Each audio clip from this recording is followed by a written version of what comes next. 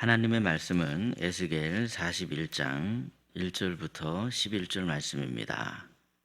말씀을 우리 함께 읽겠습니다.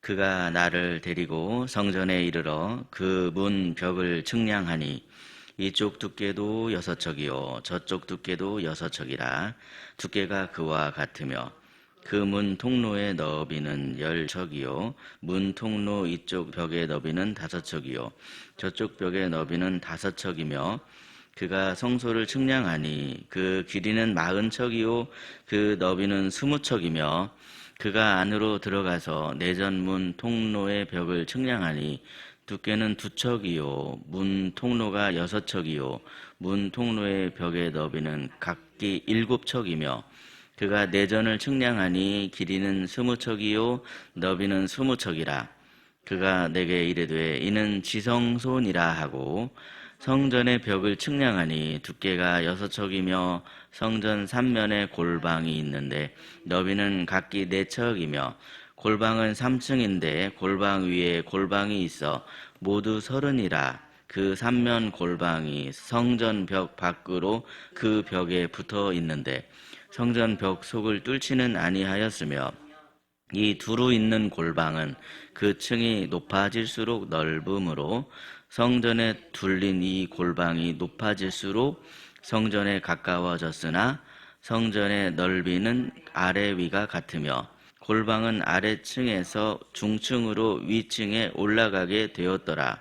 내가 보니 성전 3면의 지대 곧 모든 골방 및 지대의 높이는 한 장대 곧 큰 자로 6척인데 성전에 붙어있는 그 골방 바깥벽 두께는 5척이요 그 외에 빈터가 남았으며 성전 골방 3면의 너비가 20척 되는 뜰이 둘러 있으며 그 골방 문은 다 빈터로 향하였는데 한 문은 북쪽으로 향하였고 한 문은 남쪽으로 향하였으며 그 둘려있는 빈터의 너비는 5척이더라.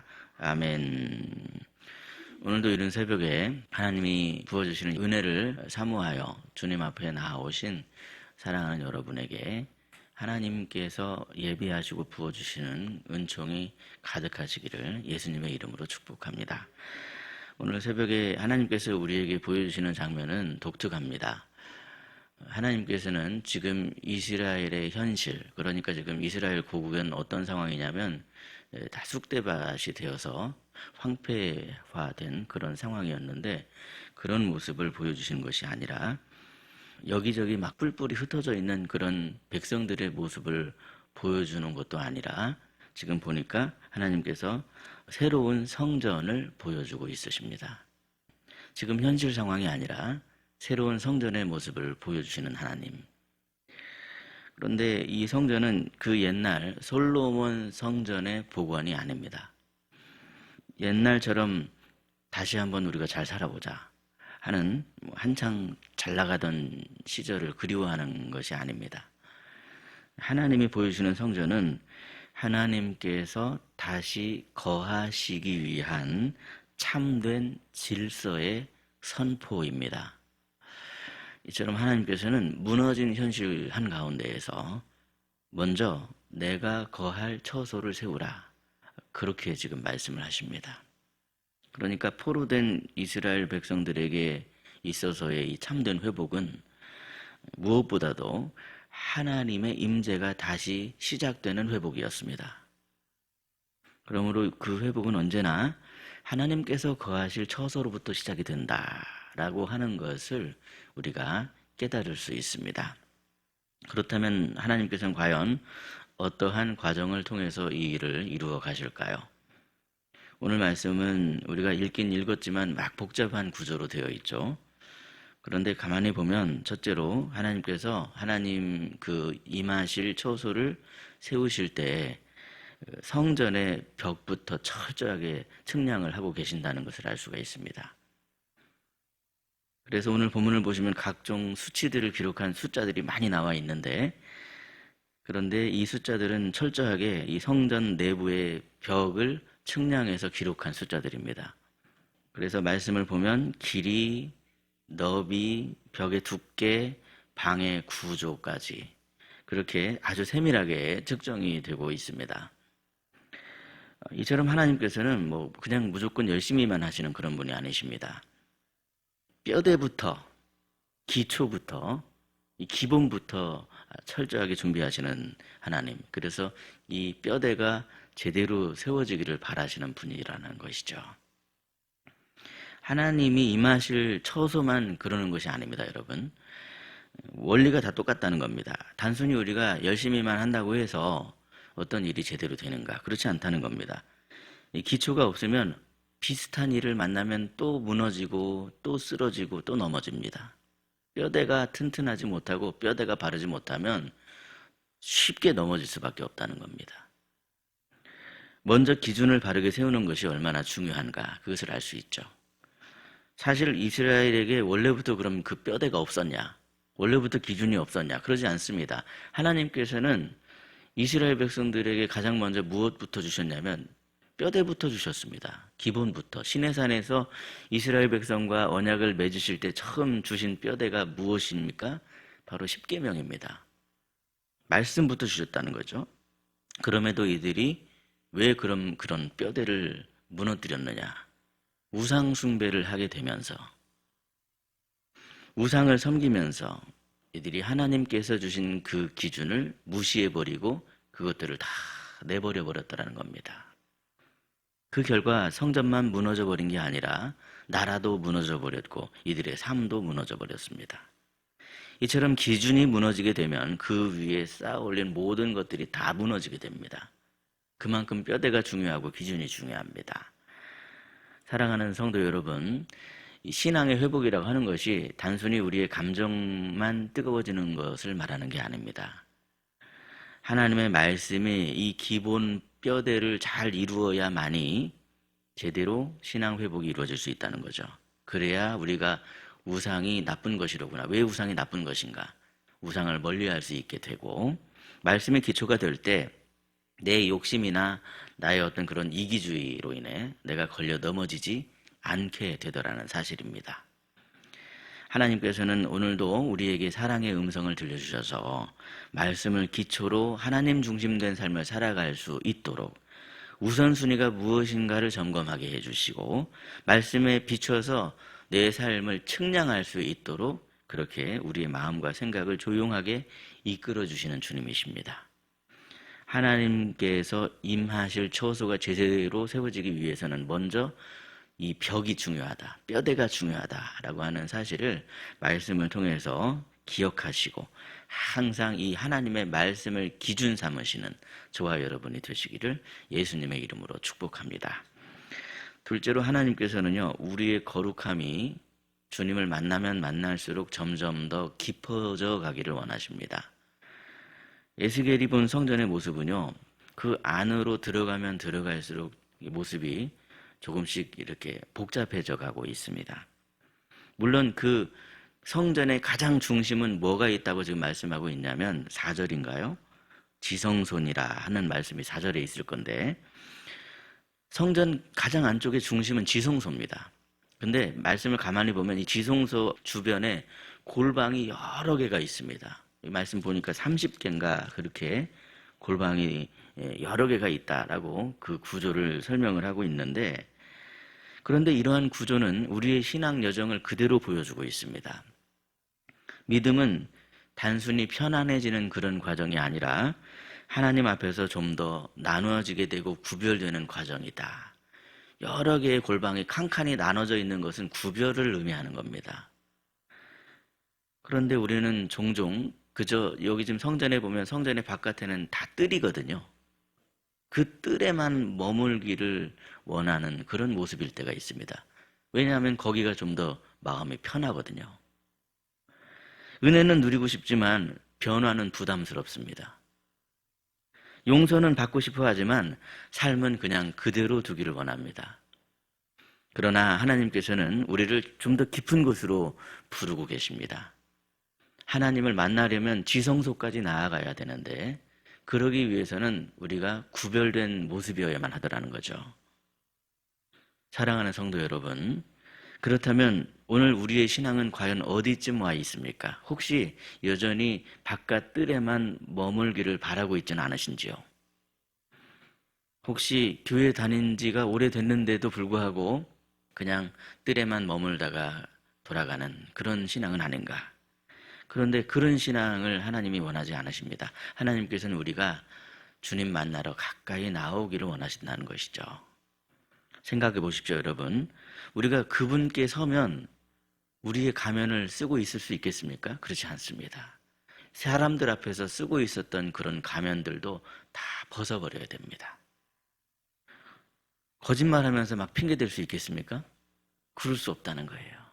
진실한 마음이 되어야만 합니다. 하나님 앞에 서는 사람은 누구나 핑계댈 수 없습니다. 진실한 마음으로 내가 좀 부족하고 연약해도 있는 모습 그대로 하나님께 나아가야만 하더라는 것이죠. 그 자리는 어떤 자리인가? 우리의 모든 허물을 다 벗어놓고 가면도 벗어놓고 거짓 핑계도 다 내려놓고 있는 모습 그대로 그저 이 말씀 앞에 순종하기를 원합니다. 이런 모습으로 나아가야 하는 자리입니다. 그러므로 하나님 앞에 서는 우리의 마음이 마치 어린아이와 같은 그런 마음이 되어야만 합니다. 어린아이는 어떤 모습입니까?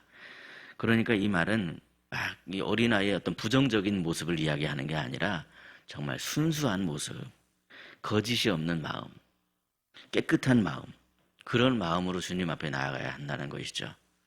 주일에 우리가 영화 단체 관람을 했는데 마지막에 영화가 딱 끝나니까 우리 아동부에서 중고등부에서 한 아이가 울음을 터뜨립니다. 너무 감동해서 막 엉엉 울더라고요. 정말 우리는 울고 싶어도 눈물을 탁 훔치면서 안 운 척 그렇게 하는데 그냥 막 감동받으니까 울어버립니다. 근데 우리가 그런 모습이어야 하지 않겠습니까, 여러분? 하나님 앞에 설 때 우리의 마음은 변함없는 그런 순수한 그런 모습으로 하나님 앞에 서야만 하더라는 것이죠.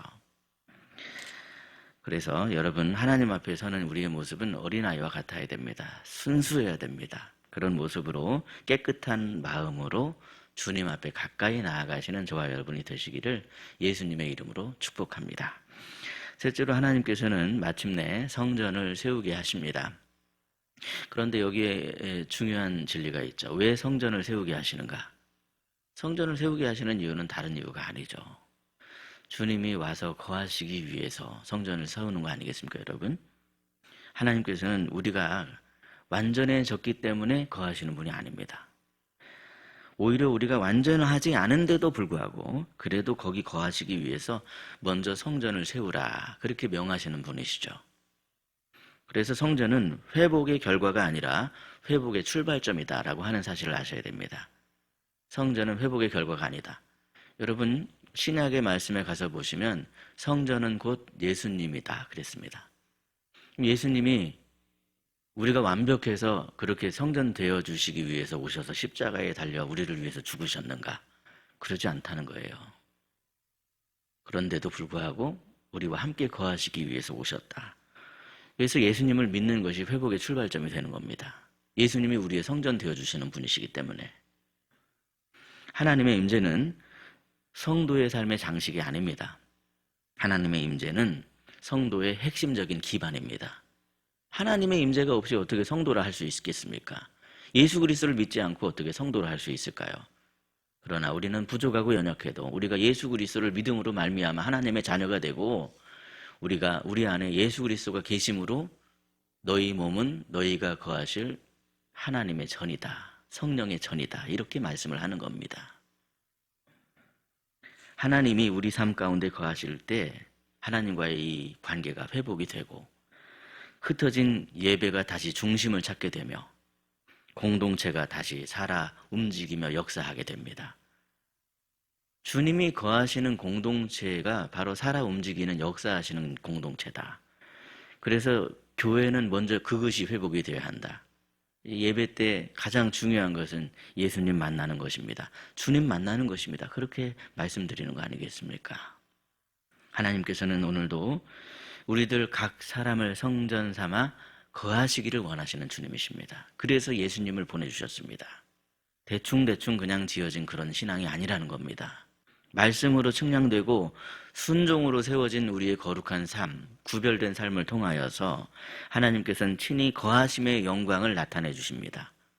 아, 예수 믿는 사람은 뭔가 다르구나. 삶의 모습이 다르구나. 오늘 새벽에 하나님께서는 우리에게 조용히 묻고 계십니다. 내가 거할 처소가 준비되어 있느냐? 어떻게 우리가 그 처소를 준비할 수 있습니까? 오직 예수 그리스도. 예수 그리스도를 내 마음의 구주 삼는 우리의 진실한 마음 가운데 하나님은 이미 이 역사를 시작하셨습니다. 이미 예수님을 통해 시작하신 그 역사 어떻게 완성할 수 있습니까? 믿음으로 완성할 수 있습니다. 특별히 오늘 이 새벽에 주신 말씀 통해서 하나님이 거하실 처소를 어떻게 준비할 것인가? 믿음으로 준비할 수 있다. 그 열매가 그래서 맺어지게 되는 것이다. 예수 그리스도를 믿는 사람의 열매들이 맺어지게 된다는 거예요.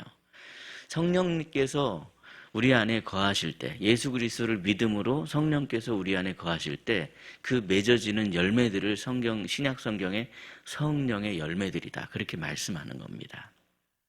그 사실을 기억하며 그 열매로 말미암아 마침내 회복의 은총과 삶의 기쁨을 누리시는 저와 여러분이 되시기를 예수님의 이름으로 축복합니다. 기도하겠습니다. 무너진 현실 속에서도 회복의 길로 우리의 삶을 인도해 주시는 하나님 아버지, 우리에게 다시 거하실 처소를 세우라 말씀하시는 주님의 음성을 듣게 하여 주시니 참으로 감사합니다. 이 시간 주님의 말씀 앞에 우리 삶의 무너진 영역들을 비춰보기를 원합니다. 주님의 말씀으로 우리의 삶을 다시 측량해 주셔서 말씀의 기준 위에 우리가 바로 세워질 수 있도록 붙들어 주시옵소서. 우리가 그저 바깥 마당에만 머물며 그 뜰에만 만족했던 모습은 아닌가 스스로를 돌아볼 수 있게 해주시고 더욱더 깊은 곳으로 주님 앞으로 더 가까이 더 깊은 지성소까지 나아갈 수 있게 인도하여 주시옵소서. 그리하여서 세상의 편안함보다도 거룩함을 우리가 선택할 수 있도록 우리가 다짐할 수 있도록 주님 붙들어 주시고 익숙함이 아니라 순종의 자리까지 나아갈 수 있게 인도하여 주시옵소서. 주께서 사랑하시는 희락교회를 위해서 기도합니다. 우리 희락교회가 완벽해서가 아니라 부족함에도 불구하고 예수 그리스도를 통하여서 우리 안에 성전이 세워질 수 있도록 붙들어 주시고 함께 하신다는 그 사실을 늘 기억함으로 말미암아 평안하여 든든히 세워져 가는 우리 희락교회가 되게 하여 주시옵소서. 희락에 속한 모든 성도들의 가정이 하나님의 임재로 회복의 열매들이 맺어질 수 있게 하여 주시옵시고 예배자의 삶을 통하여서 서로 사랑하며 서로 위로하는 아름다운 가정이 되게 하여 주시옵소서. 사랑하는 우리 자녀들을 위해서 기도합니다. 우리 자녀들의 삶이 대충 지어진 삶이 아니라 바닥부터 기초부터 뼈대부터 제대로 측량이 되고 기본기가 튼튼하게 세워진 그런 복된 삶이 될 수 있도록 힘과 능력을 더하여 주시고 친히 인도하여 주시옵소서. 몸과 마음이 연약한 성도를 위해서 기도합니다. 육신의 질고와 마음의 상처로 인해 눈물 흘리지 않도록 의로운 해를 비춰주시고 깨끗하게 치유해 주시옵소서. 아버지 하나님, 오늘 하루의 삶 가운데 임마누엘 하나님께서 우리 삶에 친히 개입해 주시고 역사해 주시고 붙들어 주셔서 새로운 힘을 얻게 하여 주시되 독수리가 날개치듯 새 힘을 얻게 하여 주시고 우리가 길을 걸어갈 때 주님께서 그 길을 활짝 열어주셔서 시온의 대로가 펼쳐지게 하여 주옵소서. 주님, 걸어가도 달려가도 지치지 않고 쓰러지지 않도록 주님께서 친히 붙들어 주시고 우리가 이 길을 걸어갈 때 광야와 같은 그런 삶을 우리가 걸어간다 할지라도 하나님이 나와 함께 계심으로 끊임없는 은혜를 공급받는 우리의 삶이 되게 하여 주시옵소서. 그렇게 우리를 지켜주실 줄 믿고 감사하오며 우리 구주 예수 그리스도의 이름으로 기도드리옵나이다. 아멘. 각자 기도하시겠습니다.